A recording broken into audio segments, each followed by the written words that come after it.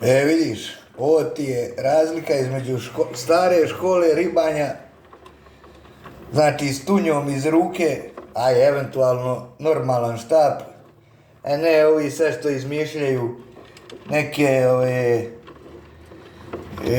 džig, najčešće su mi ovi bolognese, gledam grupa, love ribu, bogati, love ribu na crve, iz usmrđenog mesa, još plaćaju to, umjesto da ubiju kokoš i pušte da se usmrdi. I navikavaju oboritu ribu da bude strvinar. Nema veze, ja taj, kak se zove, bolognese, nabijem im u dupe, Ivan lovi iz tunje i komarči, ovčica, šargi, arbuna, pirgi, svega, uvijek ima. I ima oprema mi sva 10 eura, a njihova 5.000 ne mogu uvati opet 2 kila ribe što ja uvatim za povore. Zdravo.